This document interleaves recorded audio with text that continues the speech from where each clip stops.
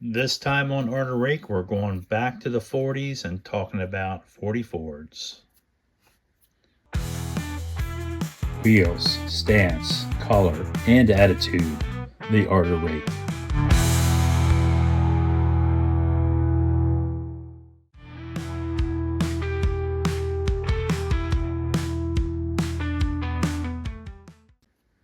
So this is my monogram 40 Ford.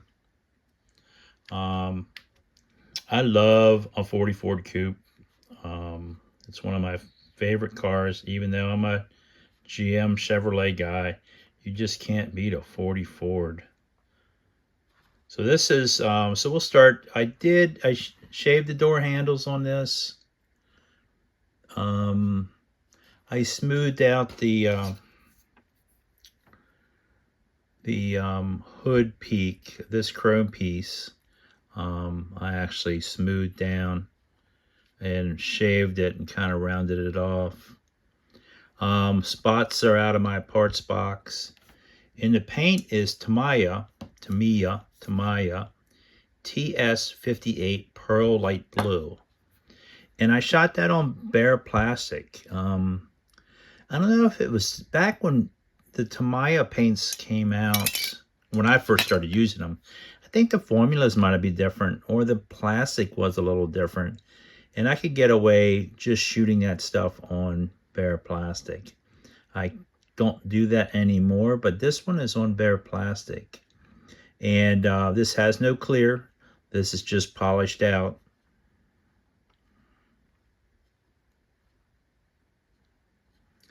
And the Nerf bars are off the AMT 36 Ford.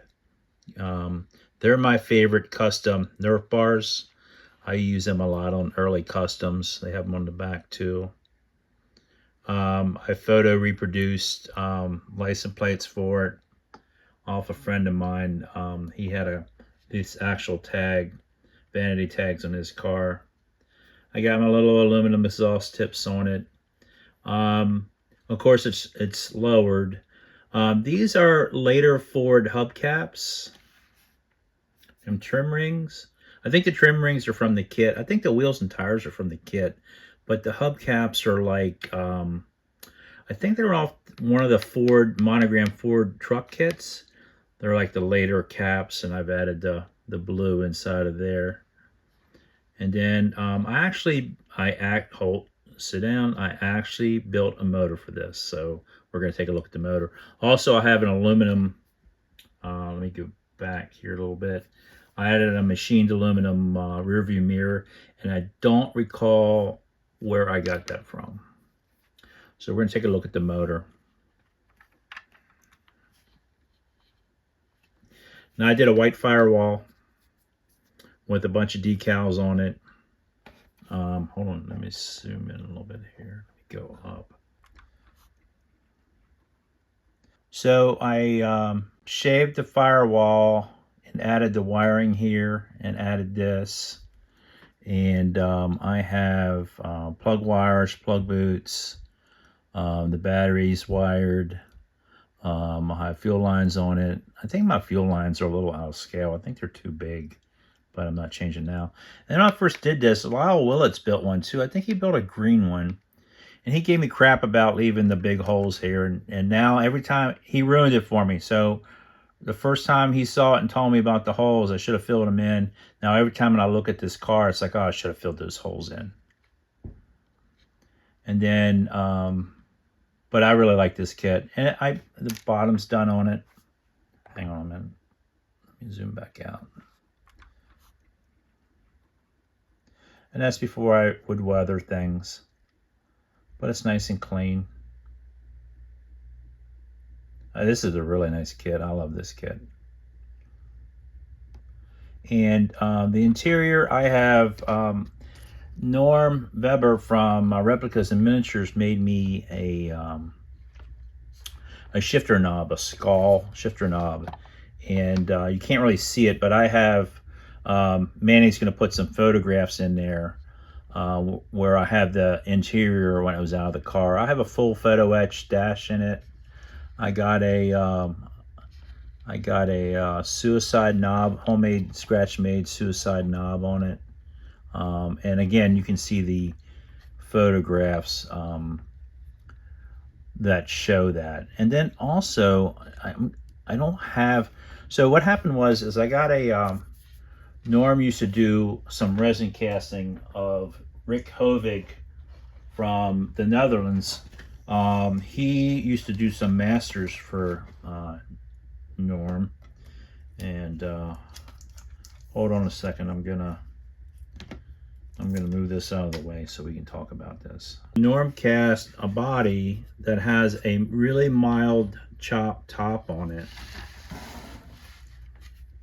And you can, I have some photographs that actually Mandy's going to stick in there showing these two coupes side by side. And it has, Norm had a tuck and roll interior for it. It's got a different hood on it. Man, I love this version of this 40 Ford. I really like. I think it's got a Merc hood on it, a Merc detail or something. Anyway, I actually built, when Norman was casting these, and I heard he was casting these, I actually built the first one that he pulled out of the mold. And then I gave it to him to use as a display for selling these. And I doubt he sells these anymore.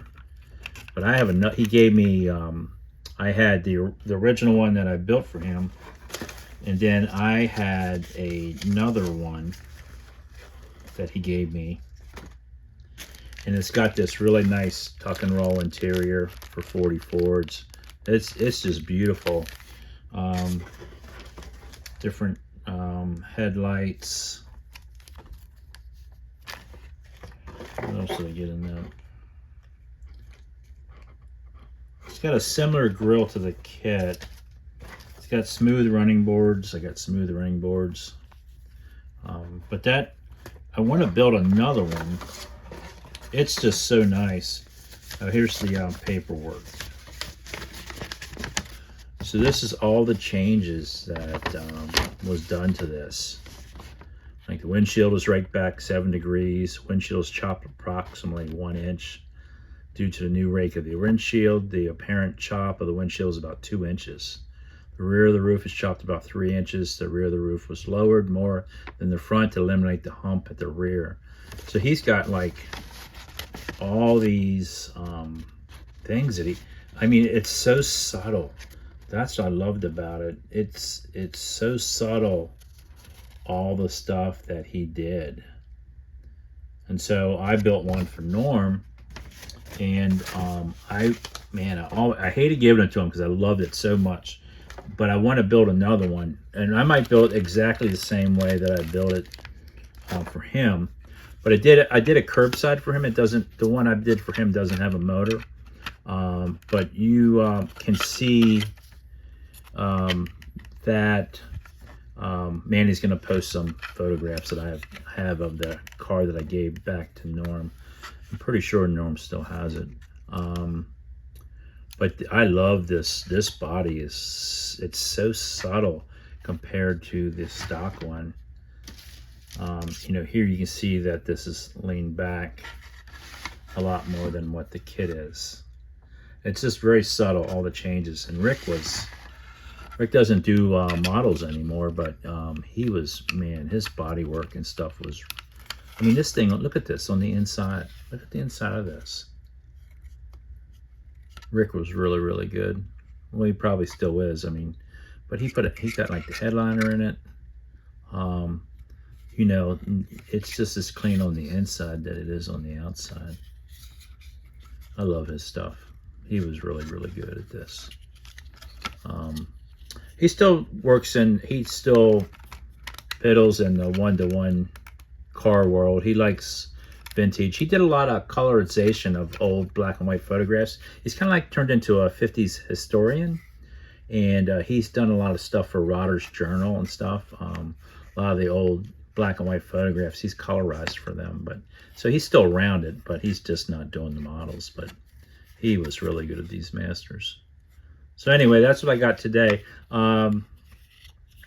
Manny's going to post some pictures of this other one that I did. And I did this one more with like, I think I did it in root beer, some type of root beer brown, House of Colors.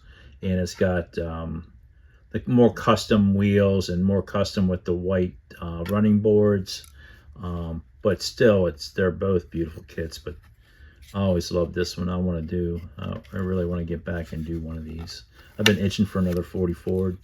You know, you have to build a 40 Fords, are like, you got to build one every couple of years. They're like 48 Fords. You gotta do one every once in a while.